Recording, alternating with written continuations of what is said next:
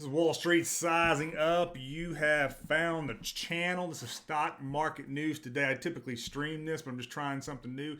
This is quick bites of news for the geeks and the traders and the misfits. Typically things that you will not find on CNBC. I go through multiple newsletters every day and I highlight what I think is cool. Sometimes there's science in there. Most time it's about stocks. Most time it's about companies that most people follow and what they're doing, and new S1s, whatever it may be. So with that said, let's get started, guys. And we are going to the markets. You see them there. It was a great day. Dow Jones was only up 30, but the NASDAQ bounced back big, up 495 points as of right now. And the S&P was up 54.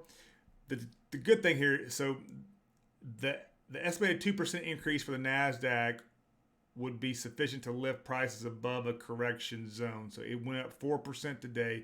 So it is above the correction zone. So there is no correction per se just yet. Also, Bitcoin, 54,000. If you own any Bitcoin, you will want to know that. If you're carrying a bag, you are a lucky man. You're a lucky man. I will tell you today, going back to the markets, I saw this in a newsletter, and I forget what the newsletter is called, but just before 10 a.m. in China this morning, the authorities started selling USD in the onshore spot USD China market, right? CNY market, whacking it from 6.54 to 6.53 in a matter of minutes. And states funds started to buy stocks, driving the China A50 index up more than 2% from the lows. The intervention from China is a very, very positive and strong signal that they are not going to let at least China equity sink, which helps the American market. The weakness in the Chinese stock markets led the way down previously, and stability there will be a great sign for risk sentiment all over the globe. So the bears, if you're a bear, I think the cavalry may be coming. All right, let's get to it. That's what I saw this morning. I thought that was very interesting. Disney opening back up. They had great streaming numbers, but now they're opening back up. Disney received the go-ahead to open up its theme parks in California on April 1 with lockdown restriction easing in the U.S. Disney is seeing strong demand for its parks. For investors, a recovery play could be in the works. So Disney is, I don't know what Disney did today, but I would bet it did very, very well. Let's talk about Stitch Fix, right? I don't have them on there. Stitch Fix missed revenue expectations and dropped 20% after hours trading yesterday. It was down more today. It reported revenue of $504 million, which is good for the quarter. That ended January 30, so that's up 12% year over year, right? The company reported a loss of $21 million for the quarter. The company's active clients increased to over 400,000 compared to last year. It was only 110, so grew close to a 4x. The company, the reason the stock was down supposedly, the company lowered its revenue forecast for the fiscal year, citing uncertainty around the pandemic, as well as opening up the economy, as well as longer purchase cycles resulting from delivery issues. And the delivery issues is I'm not saying it's an excuse, but it is a valid one because we've had that here. The post office, UPS, FedEx just cannot keep up, period. And I'll tell you even a bigger problem. If you own a e-commerce business and you can't find your packages, they may be being delivered to your wholesale packages. They're probably being delivered to Amazon, which is a big, big problem. And if you're FedEx and your UPS, and they all do it, and if you're the USPS, they're all doing it. That's where it's all, not where it's all going, but if you've got a problem, it's typically because it got dropped off at Amazon. Your packages for your store. Get this, when we ship stuff from India, we put on the box, do not ship to Amazon. This does not go to Amazon. Guess what? We get a report back. Oh, this got dropped off at Amazon. You mean the 21 boxes that we order all at Amazon, and you'll never see them again, too. So, all right, American Airlines is going to use its frequent flyer program to raise $7.5 billion. And it's going to repay a loan that the carrier took out from the federal government after the coronavirus pandemic decimated air travel. So that's good. They're going to pay the debt back, which I love to hear. Also heard that budget carrier Frontier Airlines filed for an IPO. They were going to go public last year. Clearly, that was the wrong time to do that in the summer, and now they are. There it is. They're filing for an IPO again. The budget carrier had a $225 million loss in 2020 on revenue of $1.25 billion. So they're going to restart that. So that's good for them too. All right. Iconic looks to become the first publicly traded company to commercialize quantum computing. Got them right here. Look at this story. Quantum computer provider Iconic to go public. $2 billion SPAC deal. You see it there. It's the DMY Technology Group is the SPAC, if you're wondering that. So that ought to be interesting because a lot of big firms use Iconic. That's who backs them. I'm trying to see. Yeah, AWS and Microsoft use Iconic. All right. A week after DraftKings reported strong fourth quarter earnings, the champ is making waves by striking new deals with the UFC. Now, this came out yesterday, so you may have already seen it. So FanDuel and DraftKings have 83% of the market share in sports betting in New Jersey, but they may not be the dominant players in every state as online wagers begins to pick up in every state, the legalization. But they signed with the UFC and the Dish Network. So both are, it's pretty cool. That's really, really cool. So, all right, next up, we've got online education platform Coursera is going public. They released their S1. Revenue growth in 2020 up 59% to $293 million.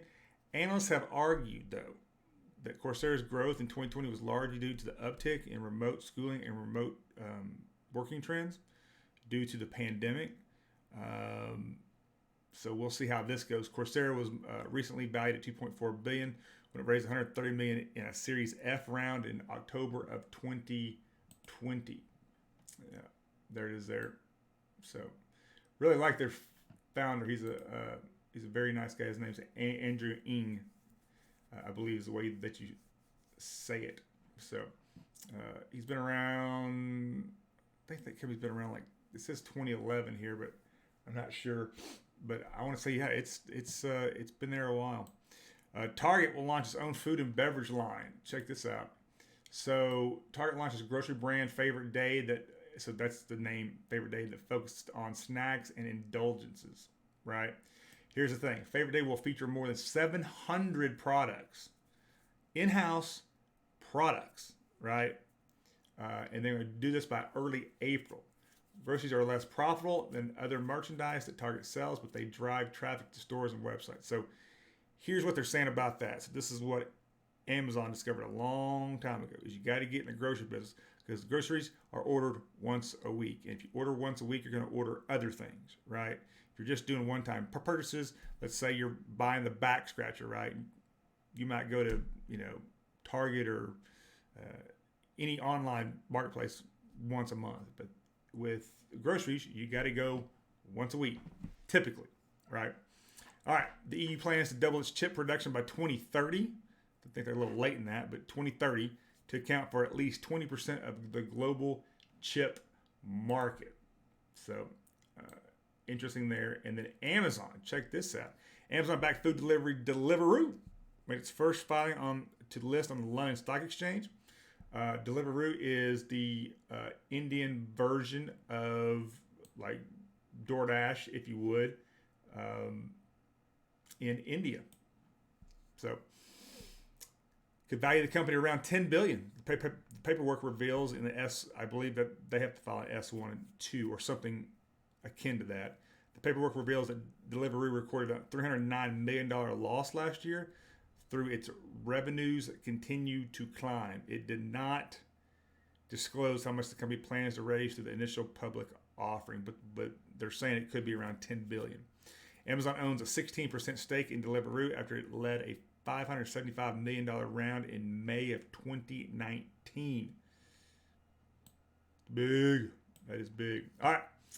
I don't know if I've got this one or not. That's the next story. But so this is pretty cool, guys, because if you're in the crypto space, or if you know anybody that is, or if you're looking to invest, a group of lawmakers in the House of Representatives Financial Services Committee, I believe that's Maxine Waters, has filed legislation that, if approved, would lead to digital asset working group led by a pair of key U.S. regulators. This is great because we need more regulation in crypto. At least you can't stifle the innovation, but you need some more rules and guidelines so that people can abide by those, so, especially around the tax treatment too.